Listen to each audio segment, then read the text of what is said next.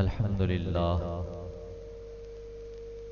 अल्हम्दुलिल्लाहि रब्बिल आलमीन वस्सलातु वस्सलामु अला सय्यिदिल अंबिया वल मुरसलीन व अला आलिहि व अस्हाबिहि व अहबाबिहि व अज़वाजिहि व ज़ुर्रिय्यातिहि अजमाइन। अम्मा बाद फ़अऊज़ु बिल्लाहि मिनश शैतानिर रजीम। बिस्मिल्लाहिर रहमानिर रहीम। या अय्युहल्लज़ीना आमनू तूबू इलल्लाहि तौबतन नसूहा असा रब्बुकुम अन युकफ्फिर अन्कुम सय्यिआतिकुम व युदखिलकुम जन्नातिन तजरी मिन तहतिहल अन्हार यौम ला युख़ज़िल्लाहुन नबिय्य वल्लज़ीना आमनू मअहु नूरुहुम यसआ बैना ऐदीहिम व बिअयमानिहिम यक़ूलून रब्बना अत्मिम लना नूरना वग़फ़िर लना इन्नका अला कुल्लि शैइन क़दीर। सदक़ल्लाहु मौलानल अज़ीम। इन्नल्लाहा व मलाइकतहु युसल्लूना अलन नबी या अय्युहल्लज़ीना आमनू सल्लू अलैहि व सल्लिमू तस्लीमा। अस्सलातु वस्सलामु अलैका या सय्यदी या रसूल अल्लाह व अला आलिका व अस्हाबिका या सय्यदी या हबीब अल्लाह। अस्सलातु वस्सलामु अलैका या सय्यदी या रहमतल लिल आलमीन व अला आलिका व अस्हाबिका या सय्यदी या शफीअल मुज़निबीन।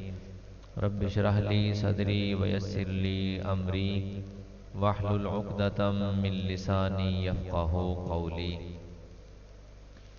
अल्लाह जल्ल मजदहुल करीम की हम्दो सना और हुजूर ताजदार कायनात, ज़ीनत बज़्म कायनात, फ़ख्र मौजूदात, दस्तगीर जहां, गमगुसार ज़मां, सैयद सरवरां, हामी बेकसां, अहमद मुज्तबा हबीब किबरिया, जनाब मुहम्मद मुस्तफ़ा सल्लल्लाहु अलैहि वसल्लम की बारगाह अक़दस में हदिया दुरूद व सलाम पेश करने के बाद काबिल एहतराम हाज़रीन व सामीन, अस्सलामु अलैकुम व रहमतुल्लाहि व बरकातुहू।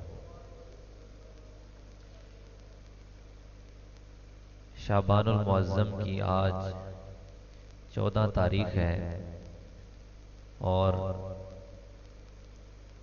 आज के खुतबा जुमअतुल मुबारक में जिस उन्वान पर चंद मारूज़ात आपके गोश गुजार करना चाहता हूँ उसका उन्वान है तौबा का माना और तौबा के फ़ायदे। इन दो बातों पर चंद मारूज़ात पेश करने की सादत हासिल करूँगा। अल्लाह करीम जल्ल शानुहु मुझे हक़ व सदाक़त के साथ बयान करने की, हम सबको समाअत करने की और समझ कर अमल करने की तौफीक नसीब फरमाए। कुरान पाक की सूरह तहरीम 28वें पारे की आयत नंबर 8 आपके सामने तिलावत करने का शरफ हासिल किया है। इसका मुख्तसर तर्जुमा और थोड़ी सी वजाहत समाअत कीजिए। अल्लाह करीम जल्ल शानुहु ने इरशाद फरमाया, या अय्युहल्लज़ीना आमनू तूबू इलल्लाहि तौबतन नसूहा। ए ईमान वालो, अल्लाह की बारगाह में सच्चे दिल से तौबा करो। ईमान वालो, अल्लाह के हुजूर सच्चे दिल से तौबा करो। असा रब्बुकुम अन युकफ्फिर अन्कुम सय्यिआतिकुम। उम्मीद है तुम्हारा रब तुम्हारी बुराइयां दूर कर देगा। वयुदखिलकुम जन्नातिन तजरी मिन तहतिहल अन्हार, और तुम्हें ऐसे बागात में दाखिल फरमाएगा जिनके नीचे नहरें बह रही होंगी। यौम ला युख़ज़िल्लाहुन नबिय्य वल्लज़ीना आमनू मअहु। उस दिन यानी क़यामत के दिन अल्लाह पाक रुसवा नहीं करेगा अपने नबी को और उन लोगों को जो उनके साथ ईमान लेकर आए। अल्लाह ताला क़यामत को उन्हें जलील और रुसवा नहीं करेगा। नूरुहुम यसआ बैना अयदीहिम व बिअयमानिहिम, और उनका नूर, नूरे ईमान दौड़ता हुआ उनके आगे भी आएगा और उनके दाएं तरफ भी आएगा। अहले ईमान का नूर, ईमान का जो नूर है वो दौड़ता हुआ उनके सामने भी आएगा और दाएं तरफ भी आएगा। और वो ईमान वाले अपनी जुबान से ये अर्ज करेंगे अल्लाह की बारगाह में, रब्बना अतमिम लना नूरना, ऐ हमारे परवरदिगार हमारा नूर जो है वो हमारे लिए मुकम्मल फरमा दे, हमारा नूर हमारे लिए मुकम्मल फरमा दे। वग़फिर लना, और हमारी बख्शिश फरमा दे। इन्नका अला कुल्ली शैइन क़दीर, बेशक तू हर चीज पर कुदरत रखने वाला है। ये आयत करीमा का तर्जुमा है। इसमें अल्लाह करीम जल्ल शानहू ने तौबा करने का हुक्म इरशाद फरमाया है, तौबा करने का हुक्म इरशाद फरमाया है। और इस तरह की मुतअद्दिद आयात बय्यिनात हैं जिसमें अल्लाह करीम जल्ल शानहू ने अपनी बारगाह में अपने बंदों को तौबा करने का हुक्म फरमाया। चंद एक मैं मजीद आपके सामने पढ़ देता हूँ। अल्लाह करीम जल्ल शानहू ने एक और मकाम पर सूरह नूर की आयत नंबर 31 18वें पारे में इरशाद फरमाया, वतूबू इलल्लाहि जमीअन अय्युहल मुमिनूना लअल्लकुम तुफ्लिहून, के ए ईमान वालो अल्लाह की तरफ तौबा करो। वतूबू इलल्लाहि जमीअन अय्युहल मुमिनून, ए ईमान वालो सारे इकट्ठे होकर अल्लाह की बारगाह में तौबा करो। लअल्लकुम तुफ्लिहून, ताकि तुम कामयाब हो जाओ। ये अल्लाह करीम जल्ल शानहू का इरशाद ग्रामी सूरह नूर की आयत नंबर 31 में मौजूद है।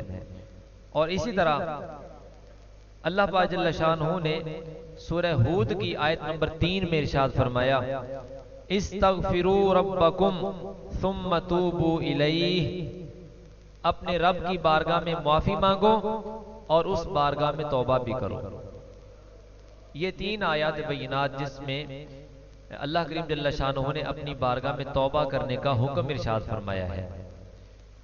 और भी आयात बय्यिनात हैं जिसमें तौबा का हुक्म आया है, लेकिन हमने तौबा का माना समझना है कि तौबा का माना क्या होता है। तौबा का माना होता है रुजू इलल्लाह, यानी अल्लाह की तरफ लौटना। तौबा का माना क्या होता है? अल्लाह की तरफ लौटना। बगावत, नाफरमानी, बदकारी, बदअमली से नादिम और परेशान होकर अल्लाह की बारगाह में हाजिर हो जाना और उन गुनाहों से अल्लाह की बारगाह में माफी मांगना, ये तौबा है। तौबा का माना क्या हुआ? अल्लाह की तरफ लौटना। क्या मतलब? गुनाह बंदा कब करता है? जिस बंदे को बारगाह रब्बुल आलमीन की हुजूरी नसीब ना हो, वो बंदा अल्लाह से दूर हो गया। और आपको पता है जो बंदा अल्लाह से दूर होगा वो शैतान के करीब होगा, और जो बंदा शैतान के करीब होगा वो हर बुराई के करीब होगा। जब हर बुराई के करीब होगा तो फिर उसे हुक्म है कि वो क्या करे? तौबा करे। क्या मतलब? कि जिसके कुर्ब में है, जिसके मायत में है, जिसकी संगत और सोबत में है, वो उस संगत से दूर हो जाए, उस सोबत से अपने आप को दूर करे और ऐसी मायत से अपनी जान छुड़ा के अल्लाह की बारगाह में हाजिर हो जाए। इसका नाम है तौबा करना। यानी एक तरफ से बंदे ने टूटना है और एक बारगाह के करीब होना है। ये नहीं हो सकता कि बंदा शैतान की सोबत में भी रहे और बुराई भी करता रहे और फिर कहे मैं तौबा भी कर लूं। ये दोनों काम नहीं हो सकते। काम एक ही हो सकता है, या बुराई कर सकता है या अच्छाई कर सकता है। शैतान के करीब होगा तो बुराई करेगा, और अगर रहमान के करीब हो गया तो क्या करेगा? अच्छाई करेगा। तो ये जो हुक्म है कि अल्लाह की बारगाह में तौबा करो, तौबा का माना क्या है? रुजू करो, वापस पलट के आ जाओ। यानी क्या मतलब? जिस बारगाह के करीब रहना था बंदे ने, बंदा उस बारगाह से दूर हो चुका है। अब उसे हुक्म दिया जा रहा है कि उस बारगाह के क्या हो जाओ?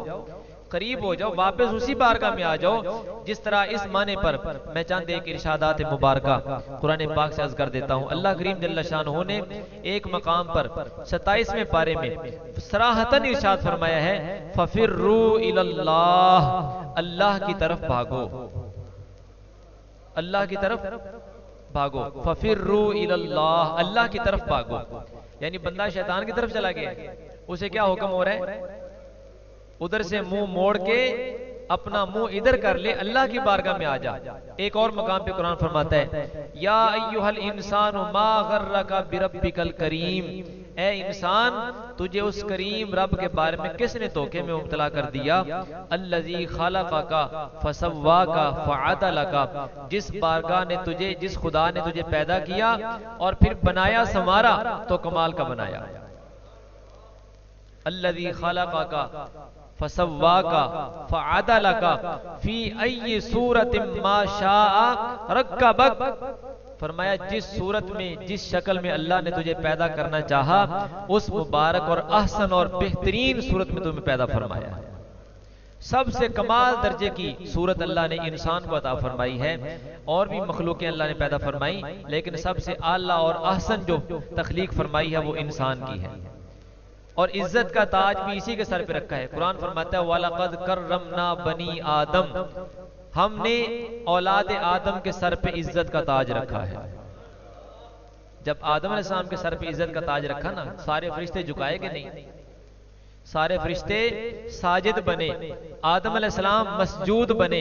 मसजूद मलाइका आदम अलैहिस्सलाम को बनाकर सब फरिश्तों पर आपकी बरतरी, आपकी फौकियत और आपकी अफजलियत को वाज़ेह कर दिया और बता दिया कि ये अल्लाह की कुदरत का शाहकार है, ये कारीगरी का हसीन और जमील नमूना है जो हजरत इंसान की शक्ल में इस वक्त मार्ज़ वजूद में आया। सबसे पहला इंसान सैयदना आदम अलैहिस्सलाम है, जिनके सजदे के लिए, जिनकी ताजीम के लिए अल्लाह ने तमाम मलाइका को झुकने का हुक्म इरशाद फरमा दिया।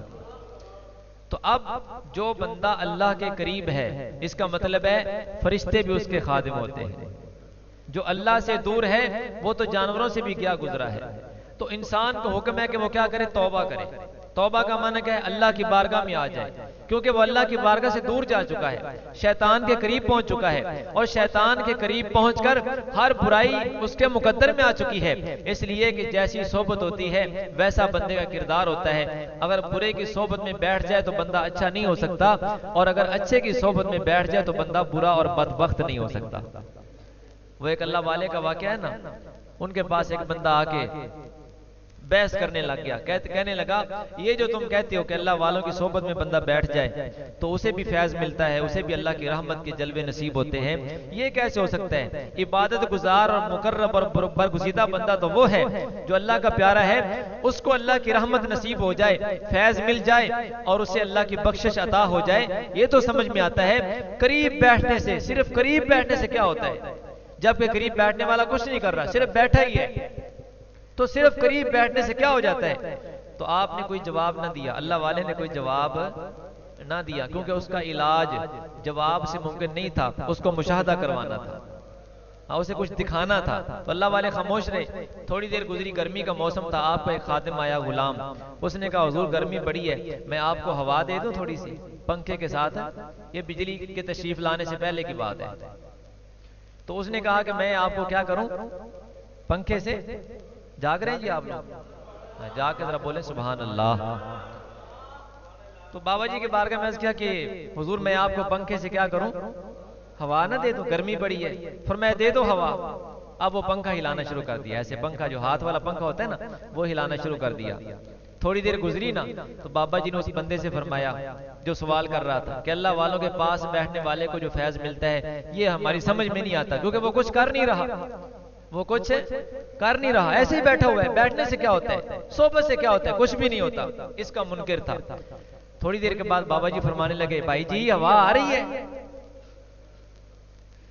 क्या कहा, भाईजान हवा आ रही है। कहा जी आ रही है। फरमाया खादिम तो मेरा है, तुझे क्यों हवा आ रही है।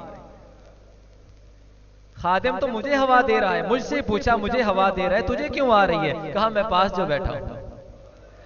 क्या कहता है, मैं पास जो बैठा हूं। फरमाया फिर मसला समझ आ गया कि नहीं आया? कहता हुजूर बड़ा अच्छा समझ आ गया कि अल्लाह वालों की सोबत में जो बैठ जाए उसे भी अल्लाह की बारगाह से अनवार और तजल्लियात अता हो जाते हैं, क्योंकि बारगाह ही ऐसी है, अल्लाह वालों की बारगाह ही ऐसी होती है कि उनके कुर्ब में जो आके बैठ जाए वो अच्छा होता है और उस पर अल्लाह के अनवार और तजल्लियात का ज़ुहूर होता है। और इसी तरह बिला तशबीह और बिला मिसाल जो बंदा बुरी संगत में चला जाए, बुरी महफिल में चला जाए और बुरे दोस्तों की सोबत में जाके बैठ जाए, उस पर जैसे उन बुरों पर अल्लाह का अजाब नाजिल होता है, उसकी नाराजगी और गजब नाजिल होता है, तो पास बैठने वाला जब यहाँ महरूम नहीं है तो वहां भी महरूम नहीं हो सकता। इसलिए अल्लाह पाक ने फरमाया या अय्युहल्लज़ीना आमनू तूबू इलल्लाह, ऐ ईमान वालो अल्लाह की तरफ तौबा करो। क्या मतलब? अल्लाह की बारगाह में आ जाओ। तौबा का माना क्या निकला? रुजू करना। तौबा का माना क्या हुआ? रुजू करना। अब ये तो हो गया माना, ये तो हम सारे कहते हैं तौबा करना तौबा करना। तौबा करने का जब माना ही नहीं पता तो फिर कैसे तौबा करेंगे? रुजू करना क्या होता है? लौटना। कहां लौट के आना है? उस बारगाह में लौट के आना है जिस बारगाह के लिए तुम्हें बनाया गया है, जिस बारगाह के लिए तुम्हें पैदा किया गया है, जो तुम्हारी तख्लीक का मकसद अव्वली है। कुरान ने जिसको सराहतन बयान फरमाया है, वमा खलक़तुल जिन्न वल इंसा इल्ला लियअबुदून, फरमाया मैंने जिन्नों और इंसानों को महज अपनी इबादत और बंदगी के लिए पैदा किया है। तो अल्लाह की बारगाह में जो तौबा करेगा, बारगाह खुदाबंदी में आ जाएगा, करीब आ जाएगा, लौट के आ जाएगा, रुजू कर लेगा, वो नेक होगा या बुरा होगा? तौबा करने से बंदा नेक होता है कि बुरा होता है? क्या करता है वो? तौबा करने से वो अल्लाह के कुर्ब में आता है। जब कुर्ब उसको पाक नसीब होता है, अल्लाह वालों की सोबत नसीब होती है ना। आप देखें अल्लाह का कुर्ब क्या है? अल्लाह ताला के पास किसी ने मुलाकात की है कि अल्लाह ताला वहां बैठा हुआ है, माअज़ल्लाह अस्तग़फिरुल्लाह, हम उसके पास चले? आप कहां बैठे? आज अल्लाह के घर में नहीं बैठे। तो घर में घर वाला तो होता है ना, लेकिन आपको नजर आया है? हम कहते अल्लाह के घर में जा रहे हैं। तुम अपने घर में जाओ, वहां आपके घर वाले मौजूद हैं। अल्लाह के घर में जो आए हो, अल्लाह का घर है मस्जिद। कुरान फरमाता है व अन्नल मसाजिद लिल्लाह, मस्जिदें अल्लाह की होती है। व अन्नल मसाजिद लिल्लाह, अल्लाह की मस्जिदें हैं। तो बताओ अल्लाह से तो मुलाकात नहीं हो रही, तो अल्लाह से मुलाकात कैसे होती है? किसी अल्लाह वाले की सोबत में बैठ जाए तो समझो अल्लाह की मुलाकात हो जाती है। इसी बात को मौलाना जलालुद्दीन रूमी रहमतुल्लाह अलैह बड़े आसान अंदाज में फरमाते हैं, यक जमाना सोहबते बा औलिया बेहतरज सद साला ताअते बेरिया। फरमाया एक लम्हा के लिए अल्लाह के कामिल बंदे की सोबत में बैठ जाना 1000 साल की बेरिया इबादत से अफजल व आला काम है। 1000 साल इबादत करे, कौन सी? रियाकारी से पाक हो, दिखलावे से पाक इबादत। उस इबादत से भी बेहतर क्या है? अल्लाह वाले की सोबत में बैठ जाना। क्योंकि अल्लाह वाले की सोबत में बैठकर उसका बरह रास्त ताल्लुक और राब्ता होता है अल्लाह की बारगाह में। अल्लाह की बारगाह में है हर के बाशद हम नशीनी बाखुदा, हर के बाशद हम नशीनी बाखुदा, ओ नशीनत दर हुजूर औलिया। कहते जो अल्लाह की सोबत में बैठना चाहे ना, हर के बाशद हम नशीनी बाखुदा, जो अल्लाह का हम नशीन बनना चाहे, अल्लाह की मजलिस में बैठना चाहे, अल्लाह की हुजूरी में बैठना चाहे, ओ नशीनत वो बैठे दर हुजूर औलिया, औलिया की हुजूरी में उनकी सोबत में आके बैठ जाए, समझे अल्लाह की बारगाह में पहुंच गया है।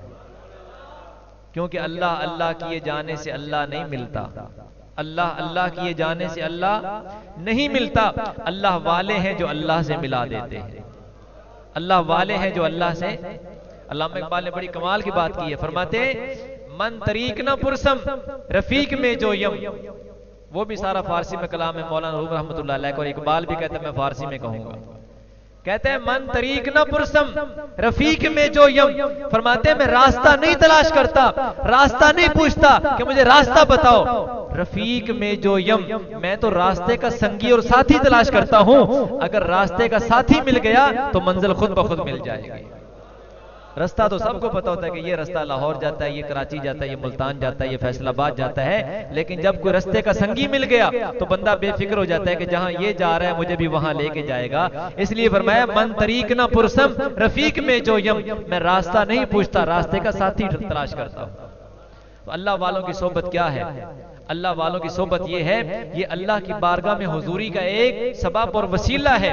अल्लाह पाक जल्ल शान जो हुक्म फरमाया है, ईमान वालों अल्लाह की बारगाह में आओ, तो अब अल्लाह तो नजर नहीं आता, कैसे उसकी बारगाह में आए? तो इसका जवाब क्या है? अल्लाह वालों की बारगाह में आ जाओ।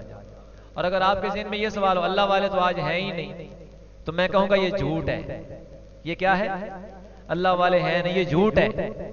हाँ, जब अल्लाह वाले नहीं होंगे तो फिर हम और आप भी नहीं होंगे।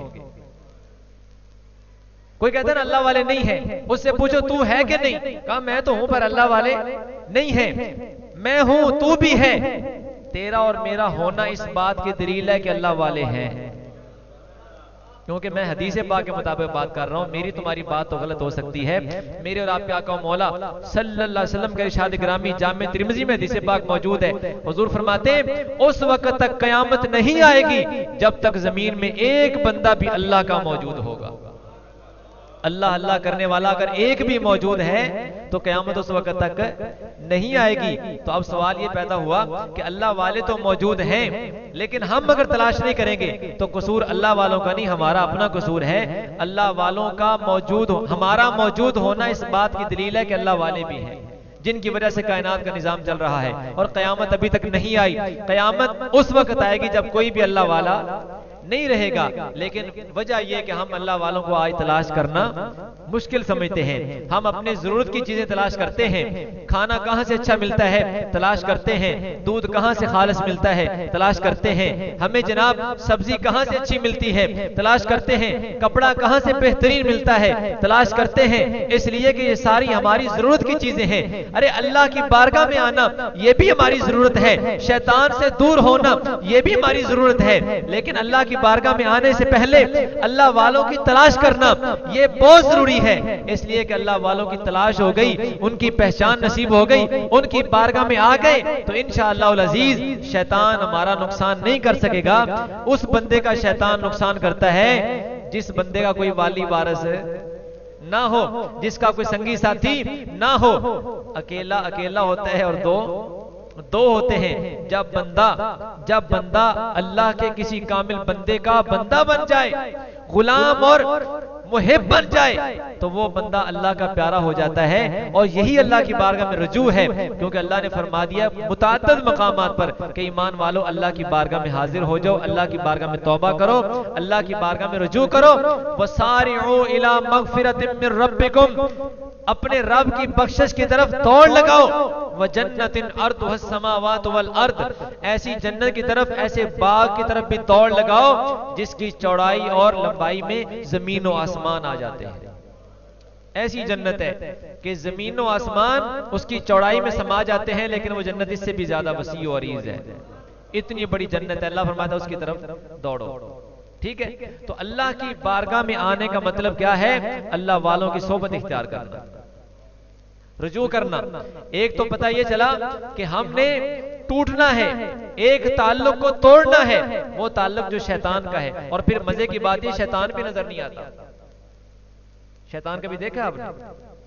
अगर ये सवाल किया जाए कि अल्लाह तो नजर नहीं आता, फिर अल्लाह की बारगाह में कैसे आए, तो कभी शैतान नजर आए? आप में से किसी ने शैतान को देखा हो? नहीं देखा। शैतान है तो सही कि नहीं? शैतान है ना, लेकिन नजर हमें नहीं आता। फिर अपना काम हमसे करवाता है कि नहीं है? काम करवाते हैं। हर गुनाह, हर बुरा ख्याल, हर बुराई उसका ख्याल जहन में डालता है, फिर बंदे को आमादा करता है, दिल उस पर मुतमईन करता है और नफ्स को अंदर से उबार के उसकी हरारत और तपश को तेज करता है और बंदा गुनाह पे आमादा हो जाता है। तो शैतान अपनी पूरी कोशिश करता है। उसने अल्लाह की बारगाह में कसमें उठा के ये वादा किया हुआ है कि ऐ मौला, मैं तेरे बंदों को आगे से गुमराह करूंगा, मैं पीछे से भी गुमराह करूंगा, मैं दाएं से भी गुमराह करूंगा, बाएं से भी गुमराह करूंगा। सुम्मा लआतियन्नहुम मिन बैनि अयदीहिम व मिन खल्फिहिम व अन अयमानिहिम व अन शमाइलिहिम, चारों सिमतों को उसने घेर रखा है। कसमें उठा के उसने वादा कर रखा है कि मौला चारों तरफ से मैं हमला करूंगा, आगे पीछे से, दाएं बाएं से हमला करूंगा। लेकिन वो पागल ये भूल गया कि दो सिमतें अभी मजीद बाकी हैं, एक ऊपर वाली है और एक नीचे वाली है। एक ऊपर वाली है और एक नीचे वाली। अब हदीस पाक में अर्ज करता हूं, हदीस पाक का मफहूम है कि बंदा अल्लाह की बारगाह में, चूंकि बात अल्लाह की बारगाह में हाजिर होने की हो रही है, तौबा करने की, किसकी बात हो रही? तौबा करने की। अब ये सुनिए, एक तो माना ये अर्ज कर दिया कि अल्लाह वालों की सोबत में आ गया तो समझो अल्लाह की बारगाह में आ गया, एक माना ये है। दूसरा माना ये है, हदीस पाक के मुताबिक फरमाया जिस वक्त बंदा सजदे में होता है ना, सबसे ज्यादा अल्लाह के करीब होता है। यानी अल्लाह के करीब सबसे ज्यादा बंदे की कौन सी हालत है? हालत है, बोलो, हालत है सजदा। अब ये सिमत है जमीन की तरफ, दाएं बाएं आगे पीछे चारों से अलहदा है, ठीक है।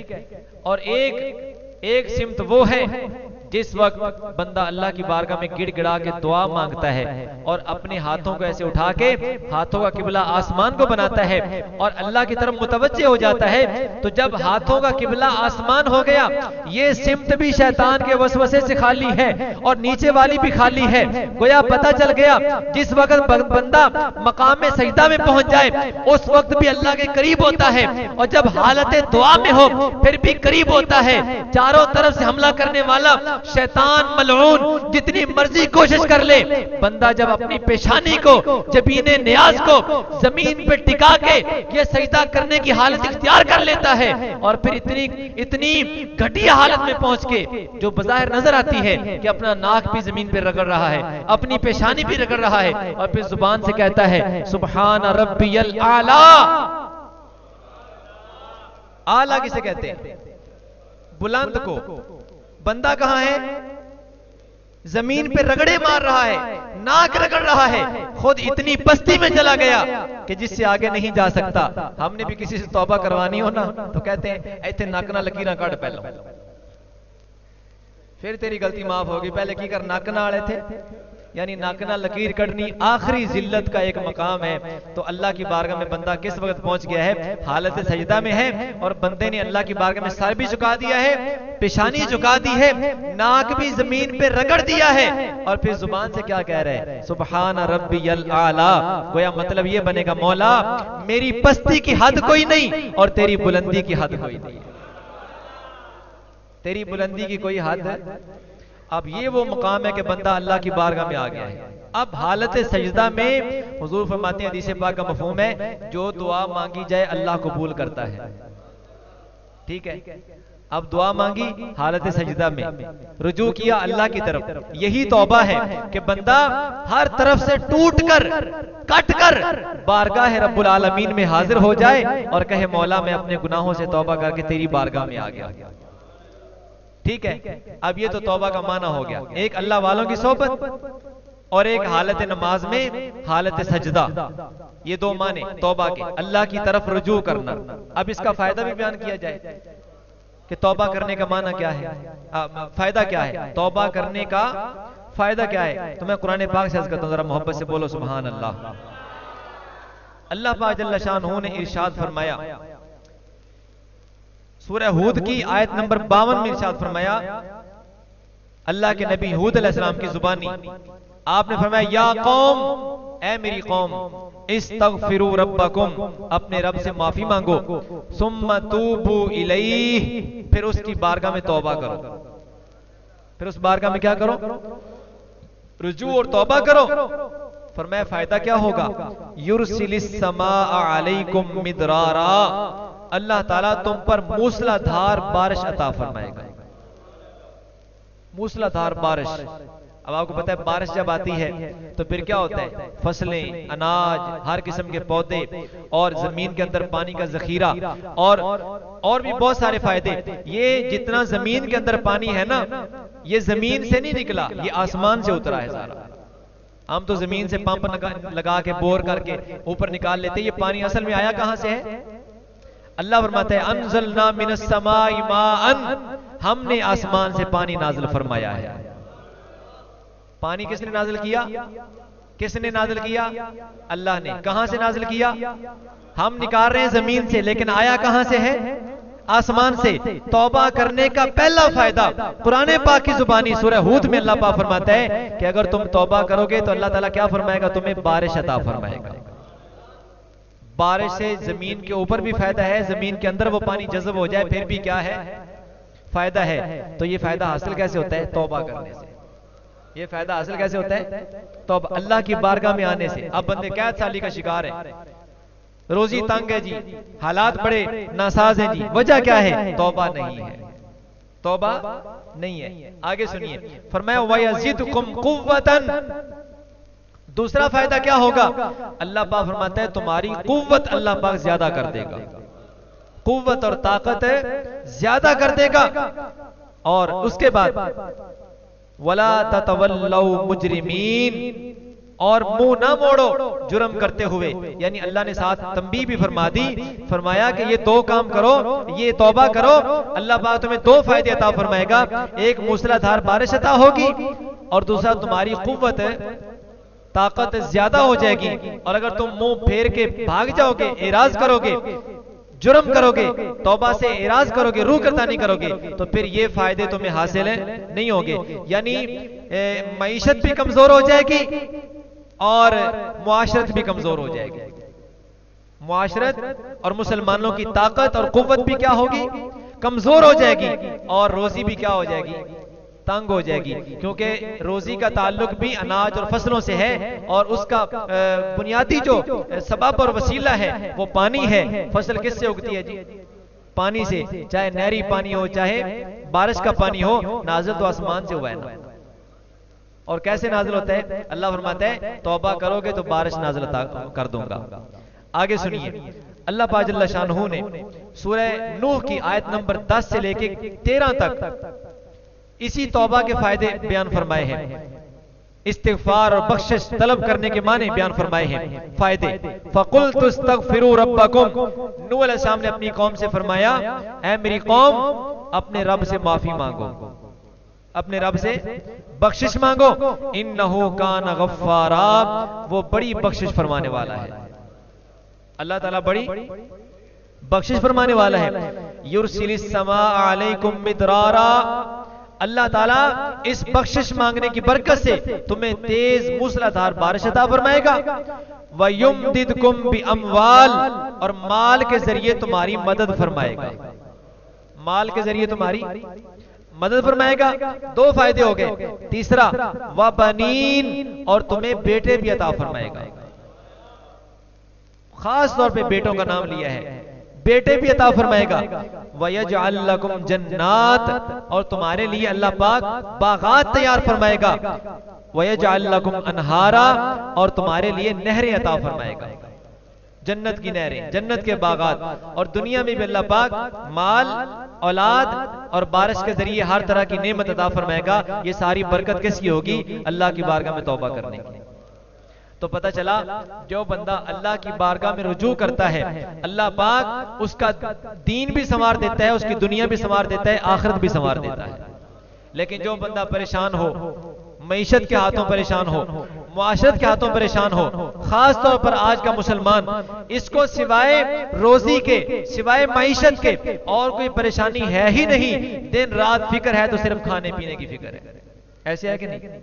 पेट कहां से भरेगा, मेरी जरूरियात कैसे पूरी होंगी, हर बंदा यही रोना रोए जा रहा है, लेकिन तौबा नहीं करता, तौबा नहीं करता। और अगर तौबा करने पे आ ही जाए तो फिर सिर्फ दुकान में तौबा की केसट चलाता है, जिसमें कवाल साहब कहते हैं मेरी तौबा मेरी तौबा मेरी तौबा, बस वो चला देता है, खुद झाड़ू दे रहा है और दुकान में तौबा हो रही है। और फिर वो तो तौबा भी ऐसी बरकत वाली है कि जैसे तौबा का मजाक नहीं उड़ाया जाता। आपको उसका ड्रामा मालूम ही होगा, कैसे वो कितने जबरदस्त अंदाज में ड्रामा करता है। तौबा तौबा तौबा तौबा तौबा तौबा, ये तौबा हो रही है। तौबा ऐसे होती है जैसे आज हम कर रहे हैं।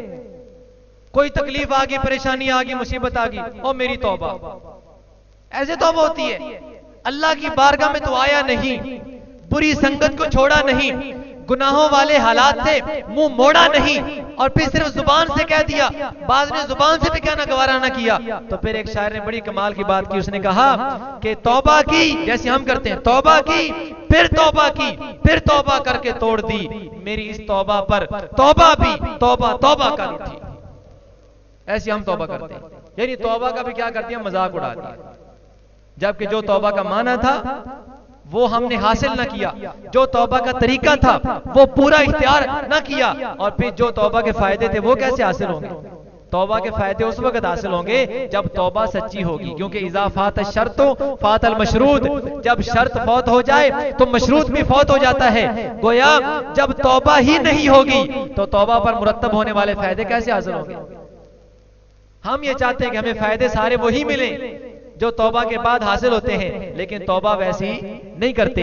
मैं एक दो आदि से तो ये बात और भी अर्ज करके आपको इस बात की तरफ इशारा करके बताना चाहता हूं कि अल्लाह पाक बंदे की तौबा से कितना खुश होता है। जरा हदीस पाक समात कीजिए, मुझे जरा बोले सुभान अल्लाह।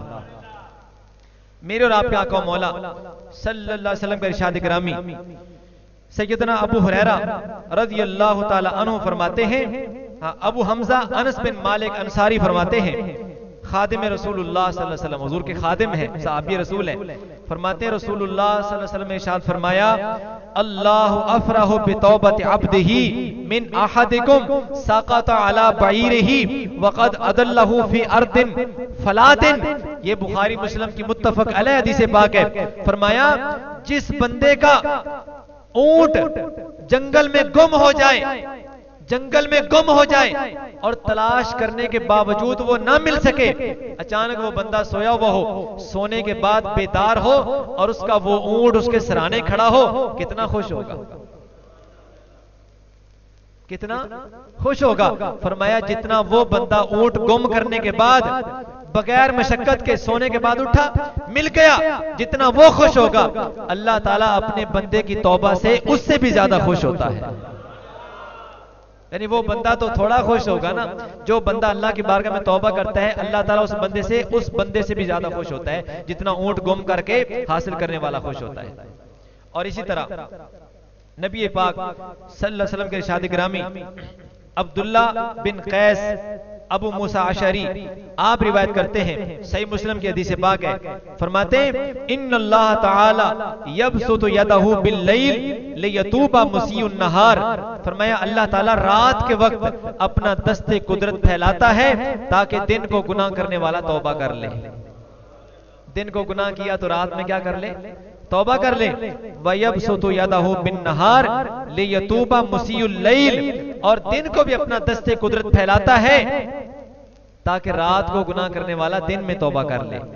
हत्ता ततलु अश-शम्सु मिन मग़रिबिहा, फरमाया ये सिलसिला उस वक्त तक जारी है जब तक सूरज मगरब से तुलू नहीं होगा। जिस दिन सूरज मगरब से निकल आया उस दिन ये सिलसिला तौबा कबूल करने वाला बंद हो जाएगा। इसलिए उस वक्त के आने से पहले पहले अल्लाह की बारगाह में तौबा करना यह हर मुसलमान पर जरूरी है। अल्लाह की बारगाह में हाजिर हो जाना हर मुसलमान की जिम्मेदारी है। अब आपके ज़हन में सवाल पैदा होगा, ओ जी सूरज मगरब से कब निकलेगा, वो तो बड़ा वक्त बाकी है, मुझे बता तेरे मरने में कितना वक्त बाकी है। क्या तू देखेगा सूरज मगरब से तुलू हो गया? सूरज मगरब से तुलू नहीं हुआ, हमारे आबा अजदाद और दादा परदादा सब दुनिया छोड़ के चले गए।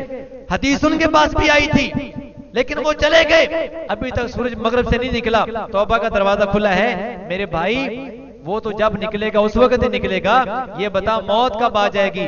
जब मौत का नहीं पता किस वक्त आ जाएगी, तो फिर मौत के आने से पहले पहले तौबा कर ले, इसी में फायदा है।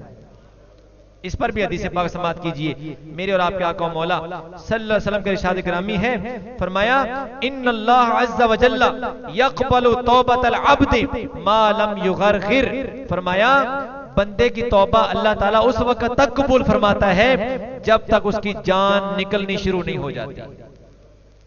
रूह कब्ज करने के लिए फरिश्ता आ गया, जान निकालना शुरू कर दिया, अब बंदा तौबा करेगा तो तौबा कबूल है नहीं होती। ये उस गाफिल बंदे की अलामत है जो इस उम्मीद पर तौबा करता है, गुनाह करता है, इस उम्मीद पर गुनाह करता है कि यार कोई नहीं, अल्लाह ताला तौबा कबूल करता है ना, मैं तौबा कर लूंगा, लेकिन तौबा नहीं करता। गुनाह कर रहा है किस उम्मीद पर कि मैं क्या कर लूंगा, तौबा कर लूंगा, और उसको ये नहीं पता कि गुनाह करने के बाद तौबा की मोहलत मिलेगी या। ये तो बात पक्की है, हुजूर फरमाते हैं, हदीस पाक है, अत्ताइबु मिनज़ ज़म्बि कमन ला ज़म्ब लहू। ये हुजूर का फरमान मुबारक है, गुनाह से तौबा करने वाला ऐसे हो जाता है जैसे उसने गुनाह किया ही नहीं है। मैं रात एक हदीस पाक पढ़ रहा था, अल्लाह पाक जल्ल शानो की कमाल दर्जे की करम नवाजी है मुस्लिम उम्मत पर कि एक नेकी करे ना तो कितनी अता होती है, 10 नेकियां अता होती है। और लिखता कौन है? दाएं जाने वाला फरिश्ता। और बाएं जाने वाला क्या लिखता है?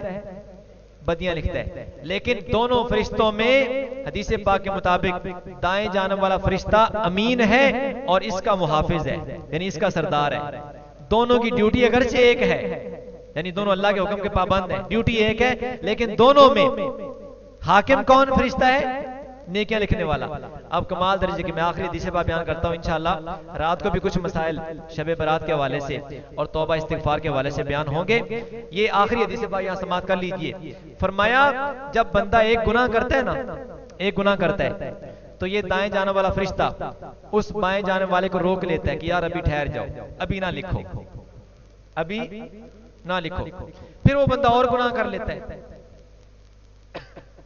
ये फिर लिखने लगता है और फरिश्ता कहता है यार अभी ना लिखो। फिर तीसरा गुनाह करता है, फिर लिखने लगता है, ये फिर रोक देता है। हत्ता के 5 गुनाह बंदे ने कर लिए और इसने अभी तक लिखने नहीं दिए। 5 गुनाह करने के बाद बंदा एक नेकी करता है, एक। अब कानून ये है कि एक नेकी पर कितनी अता होंगी? 10 होंगी। अब ये फरिश्ता उससे कहते हैं कि आओ यार हिसाब कर लें जरा बैठकर, आओ क्या कर लें जरा, मैं और आप जरा थोड़ा सा समझौता ना कर लें। कहते आओ समझौता कर लेते हैं। फरमाया कि इसने एक नेकी की है ना, इसकी कितनी लिखनी थी? कहते ये 10 लिखनी थी। फरमाता है चलो यार मैं इसकी 5 लिख देता हूं, तू 5 गुनाह मिटा दे। मैं 10 नेकियां लिखने की बजाय कितनी लिख लेता हूं? 5 लिख लेता हूं, और बाकी जो 5 हैं उसके बदले में क्या कर, इन गुनाहों की क्या कर दे? माफी दे दे, इन गुनाहों की माफी दे दे। तो फरमाया कि अल्लाह ताला उस फरिश्ते पर भी इतना खुश होता है जो बंदा बयान नहीं कर सकता। यानी अल्लाह की मेहरबानी देखिए और हमारा किरदार देखिए। हम दिन ब दिन अल्लाह से दूर भागे जा रहे हैं। रिश्वत है, सूद है, हरामकारी है, जिना है, बदकारी है, जुल्म है, ज्यादती है, हर किस्म की बेहयाई, फाशी, बदमाशी में, अल्लाह की नाफरमानी में दिन ब दिन बढ़ते ही जा रहे हैं। लेकिन अल्लाह का भी कभी अपने ऊपर इनाम देखा है कि अल्लाह ने 2 फरिश्ते मुकर्रर किए हैं। नेकी वाला फरिश्ता एक नेकी पे 10 लिखता है, और गुनाह वाला फरिश्ता अगर लिखने पे आ जाए तो एक गुनाह का 1 लिखने की इजाजत है, एक गुनाह पे 10 नहीं लिखा जाता। फिर इस पर और ज्यादा मेहरबानी करते हुए अगर बंदा 5 गुनाहों के बाद एक नेकी कर ले तो फिर भी 5 नेकियां लिखी जाएंगी। 5 नेकियों के बदले में 5 गुनाह फिर भी नहीं लिखे जाएंगे। इतनी बड़ी करीम जात हो और बंदा उस बारगाह के करीब ना आए, फिर भी शैतान के जंगल में फंस जाए और फिर रोना रोए कि मेरे हालात खराब हैं, मेरे हवाल खराब हैं, मेरे जनाब रिज़्क पूरा नहीं होता, मेरे मसाइल बड़े खतरनाक हैं, बड़ी परेशानियां आ गई, तंगदस्तियां आ गई। ये वही बात है कि जब मैं कहता हूं मौला मेरा हाल तो देख, आवाज आती है कि पहले अपने अमाल तो देख, आवाज आती है पहले अपने अमाल तो देख। ये बात याद रखें। आखिरी जुमला है, एक अल्लाह वाले की बारगाह में किसी बंदे ने अर्ज किया हुजूर हालात बड़े खराब हैं, हालात बड़े खराब हैं, दुआ फरमा दीजिए। तो अल्लाह वाले ने फरमाया अमाल ठीक कर लो, हालात खुद ब खुद ठीक हो जाएंगे। अमाल ठीक कर लो, हालात खुद ब खुद ठीक हो जाएंगे। जो हालात खराब है ना, ये इस बात की दलील है कि हमारे अमाल ठीक नहीं। जब हमारे अमाल ठीक हो गए, किरदार ठीक हो गया, बारगाह रब्बुल आलमीन में हाजिर हो गए, पक्की तौबा कर ली, इंशाअल्लाह हालात खुद ब खुद ठीक हो जाएंगे। अल्लाह पाक हमें सच्ची तौबा करने की, गुनाहों से एहतियात और हिफाजत करने की तौफीक मरहमत फरमाए। आमीन व मा अलैहि।